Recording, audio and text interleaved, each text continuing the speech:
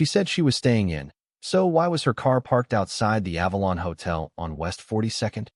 The question hit me like a punch to the throat as I sat there in my own car, engine off, staring across the street at that sleek glass entrance glowing under Manhattan's midnight lights. My fingers tightened around the steering wheel. Her car, white Lexus, scratch on the rear bumper from that Whole Foods parking lot. There was no mistaking it. And yet, she told me she was home, in sweatpants, watching Netflix. My phone screen lit up in my lap. Her name. Hey babe, just finished a movie. Heading to bed. Love you, Red Heart. I looked up at the hotel again, then back at the text. That's when I realized something was very, very wrong, and I still hadn't decided whether I was going to walk inside. If you genuinely enjoy our stories, please subscribe to the channel, tell us where you're from, and what time it is right now. It's always fascinating to know how far our story flows. It didn't start with the hotel. It started with something smaller, subtle, easy to dismiss. Clothes. Emily had never been the dress-up-for-no-reason type. We'd been married 6 years, living in a 2-bedroom apartment in Hell's Kitchen, just a few blocks from 9th Avenue. She worked remotely for a marketing firm. Most days, she lived in oversized hoodies, yoga pants, hair tied back in a lazy bun. Comfort over everything. That was her. But about 2 months ago, that changed. At first, it was just lipstick. Trying something new, she said, smiling in the bathroom mirror. Then it became dresses. Just because, she shrugged. Then heels. Perfume. Full makeup. Even on days she said she wasn't going anywhere. I noticed. Of course I did. But I told myself it was harmless. Maybe she just wanted to feel good again. Maybe she was bored at home. That's what I told myself. Until the patterns started stacking up.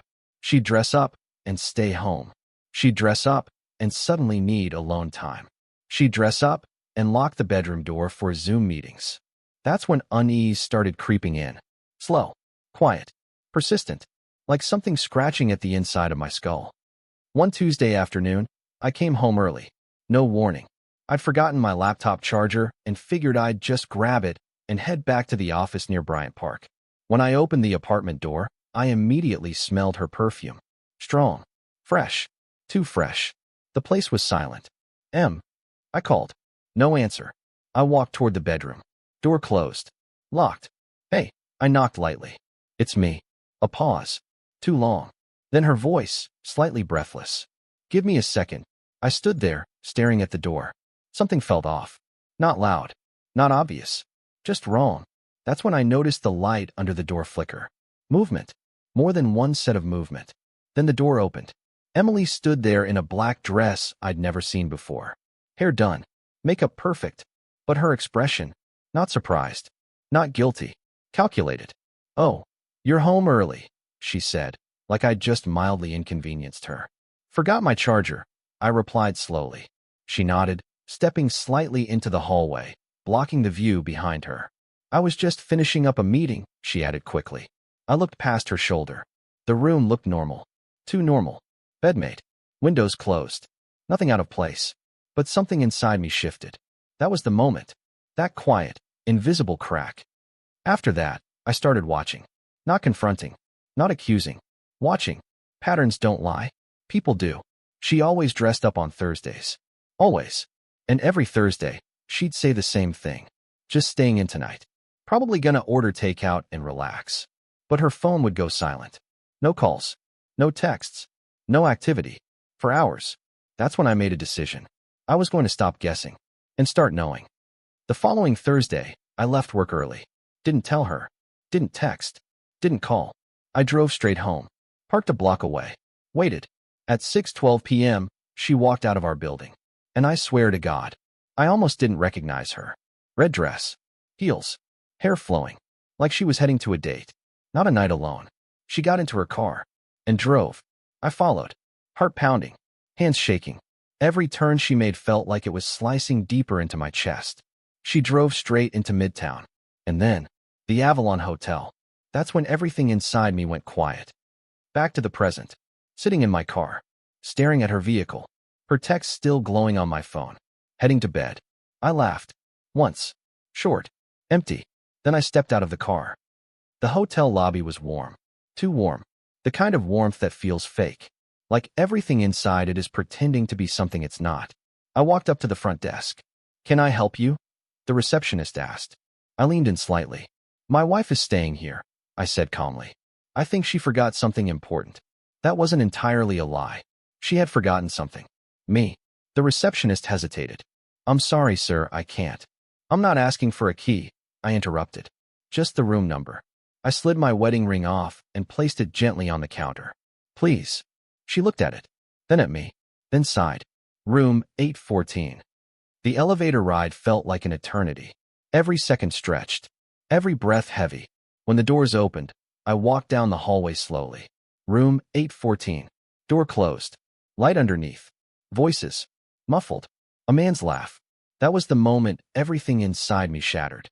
But I didn't knock. I didn't kick the door in. I didn't scream. Instead, I pulled out my phone, and I recorded. Audio first, then video as I knocked. 3 slow knocks. The voices stopped. Silence. Then footsteps. The door opened, and there she was. Emily. Frozen. Color draining from her face. Behind her, a man. Mid-30s. Confident stance. Smirk slowly fading. I tilted my head slightly. "Thought you were going to bed," I said quietly. No one spoke. No one moved. And that's when I saw it in her eyes. Not guilt. Not regret. Annoyance. Like I'd ruined her evening. That was the final piece. The next few weeks, I became someone else. Silent. Precise. Focused. I didn't yell. Didn't argue. Didn't beg. I moved money. Separated accounts. Hired a lawyer in downtown Manhattan. Filed for divorce. Collected everything. The footage. The messages. Yes, the messages. Because after that night, I checked her phone. And what I found wasn't just an affair. It was months. With her coworker. A man named Jason. Same company. Late meetings. Strategy calls. Client dinners. All lies. All carefully built. And all now documented. The trap wasn't emotional. It was surgical. Her company had a strict internal policy about workplace relationships. Especially undisclosed ones. Especially when it affected team dynamics. Jason was her direct supervisor. That was the mistake that ended everything. I sent the evidence. Not to her. Not to him. To HR. And then I waited. 2 weeks later, she came home early. For once. No makeup. No heels. No confidence. Just silence. "They fired him," she said flatly. I nodded. "And me?" she added. I nodded again. She looked at me like she was seeing me for the first time. "Did you do this?" I met her eyes. Didn't blink. Didn't smile. "I finished what you started." The divorce was quick. Clean. Clinical.